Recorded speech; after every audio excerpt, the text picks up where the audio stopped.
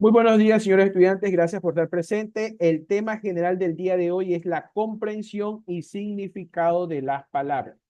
Vamos entonces a empezar. ¿Cuál es el objetivo de la clase del día de hoy? Dice lo siguiente: fortalecer habilidades y destrezas lectoras según las capacidades y conocimientos para que los estudiantes puedan desarrollarlas y utilizarlas en su vida diaria. ¿Ok? Vamos a empezar entonces con respecto a qué es la comprensión y significado de las palabras. Dice lo siguiente: la comprensión de la palabra quiere decir buscar el significado de las palabras de diversas formas según cómo las comprendamos. En una palabra se puede tener el significado propio que le damos nosotros y en otros casos no. Hay que tener en cuenta que nunca se deberá sustituir al diccionario, ya que va a ser nuestra fuente de ayuda. Ahora vamos a ver por el contexto, que es la composición semántica. Dice lo siguiente: las palabras tienden a tomar ciertos significados especiales según el nivel léxico empleado y el contexto. Así, la palabra chapa puede significar cerradura o el color en las mejillas dentro del tema del maquillaje. Pero en nuestro lenguaje coloquial, ustedes podrán darse cuenta que a veces usamos el término chapa para referirnos a la Policía Nacional. Entonces, de acuerdo a este ejemplo, nosotros podemos darle un significado a la palabra siempre y cuando sepamos el nivel léxico que vamos a emplear de acuerdo al conjunto de personas con las que nos relacionamos o al contexto en que lo vamos a utilizar. Asimismo, la palabra avión puede ser un vehículo de transporte aéreo o una persona muy arriesgada o rápida para realizar alguna labor.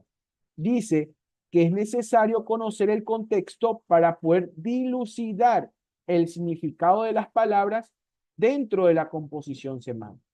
Ahora bien, vamos a ver por familias de palabras. ¿Qué significa esto? Que el mismo lexema lo mantiene y nacen dos tipos de palabras. Una que se llama palabras primitivas y otra palabras derivadas. ¿Ok? Las palabras primitivas no provienen de ninguna otra. Por medio de una evolución diacrónica desde el castellano antiguo hasta la actualidad, se han quedado con estos lexemas que nos ayudarán a formar familias de palabras. ¿Ok? Y luego vienen lo que son las palabras derivadas, que provienen de las primitivas. Al compartir un mismo lexema, un grupo de palabras pasan a formar parte de una familia.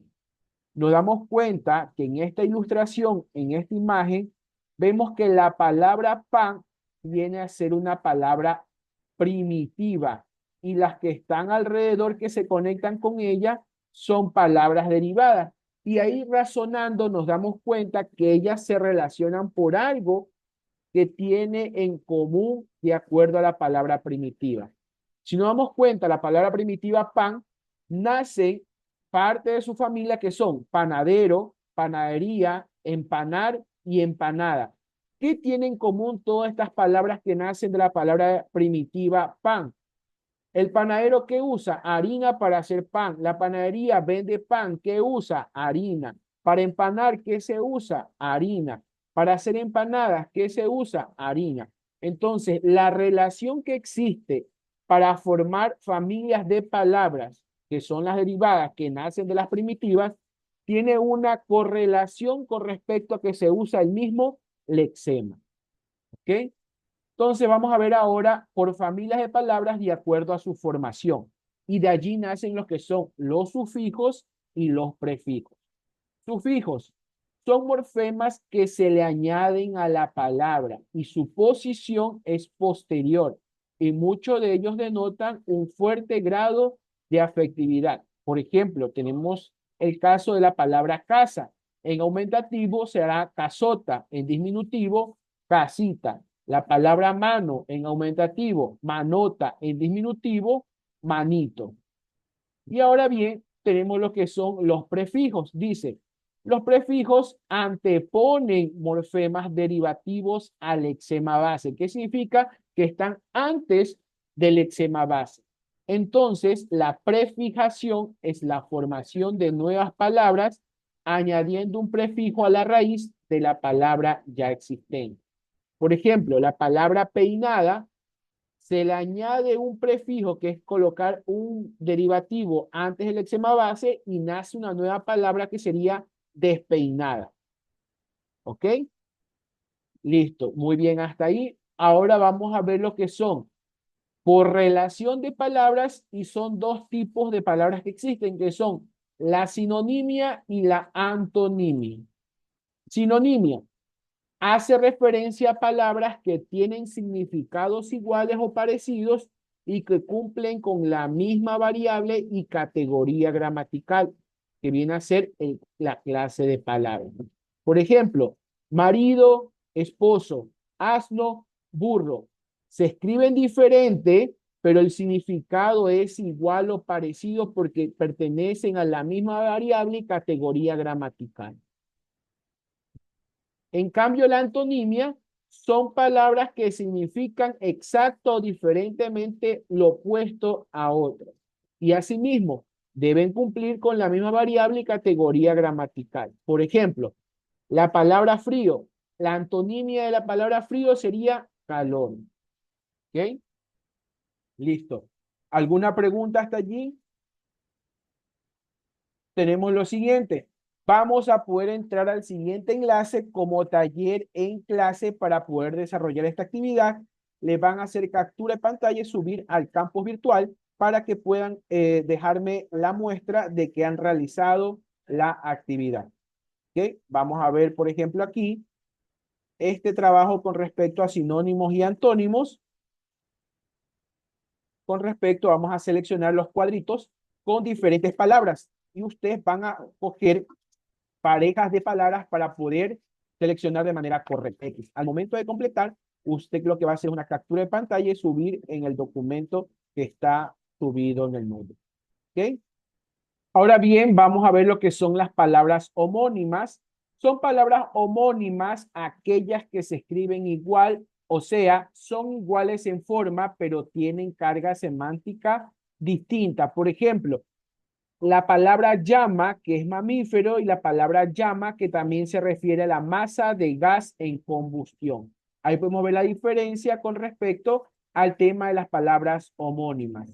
Asimismo, las palabras homógrafas, dice, son aquellas que tienen distintos significados y se escriben de la misma forma. Por ejemplo, banco, entidad bancaria, y banco, asiento. Tenemos ahora las homófonas. Suenan igual aunque se escriban diferente, pero tienen varios significados. Por ejemplo, abría del verbo abrir, por ejemplo, Paul abría la puerta y abría con H del verbo haber. No sabíamos si habría helado en la fiesta. Y aquí en el cuadrito podemos ver varios ejemplos más con respecto a las homófonas. Ahora, vamos a ver lo que son las monosémicas. Dice que tienen un solo y único significado. No están supuestas a interpretación por medio de un contexto a menos que se las use con metáforas. Por ejemplo, elefante, foca, entre otras. Polisémicas son aquellas que tienen varios significados y también están supuestas a interpretación por medio del contexto en el que se las emplea. Ejemplo, la palabra órgano, que puede significar instrumento musical o parte del cuerpo humano. Asimismo, tenemos lo que son los hiperónimos e hipónimos. Dice que los hiperónimos son palabras cuyo significado contiene a otras palabras llamadas hipónimos. Por ejemplo, aves, y los hipónimos serían colibrís, golondrinas, canarios, águilas y pericos. Asimismo, tenemos los heterónimos, que son sustantivos en donde su masculino y femenino no provienen de la misma raíz. Por ejemplo, hombre, mujer, vaca, toro, mamá, papá. Y los parónimos, que son aquellas que se escriben de manera distinta, pero que su sonido en la pronunciación es muy similar y se puede prestar a confusión. Por ejemplo, la palabra abertura y apertura. ¿Ok? ¿Alguna pregunta? ¿No? Listo. Recuerden que esta es la bibliografía con respecto a la información de donde se fue sacado todo lo que hemos visto el día de hoy.